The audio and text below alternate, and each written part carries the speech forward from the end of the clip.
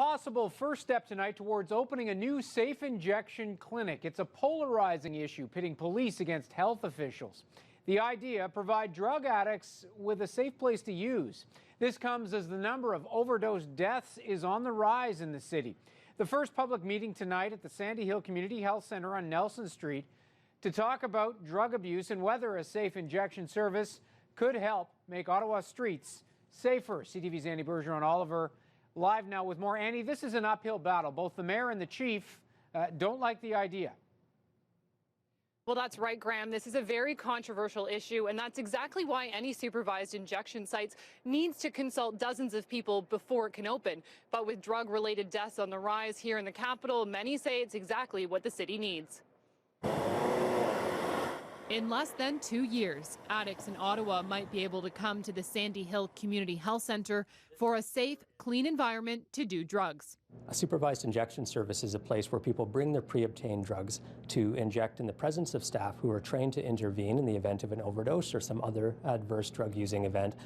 Opioid-related deaths in the capital have nearly doubled in the last 2 years, from 16 in 2012 to 26 in 2014. Most from fentanyl and morphine, highly addictive drugs used legally as painkillers. Rob Boyd says the proposed program would not only bring down those statistics, it would make the community safer. The supervised injection services have been demonstrated to reduce public injecting, to reduce overdose deaths, to reduce behaviors associated with acquiring HIV and Hepatitis C. In order to open, the site needs an exemption from Canada's drug possession laws. To do that, it needs a letter from both the mayor and the police chief. Neither are in favor. We've always had some serious concern around these types of facility, but we'd like to see a plan. We haven't seen a plan yet, so we don't know the location, we don't know the hours of operation. But it seems many in the community think differently. If you are going to have people who have addiction issues, you have to have an environment where they can be as healthy as possible. Absolutely no problem with that. Studies and tests have shown that it makes perfect sense, that it reduces all the crime and the problems that people have with it. It's much better than them doing it out here on the street, dropping their needles on the street. On the street, new kinds of drugs like powdered fentanyl are becoming more common and more potent, raising alarms at Ottawa Public Health. We are also hearing reports from clients about other drugs being cut with that powder, so them not actually knowing that the fentanyl is even in the drugs that they're taking, which is obviously a higher risk again for overdose.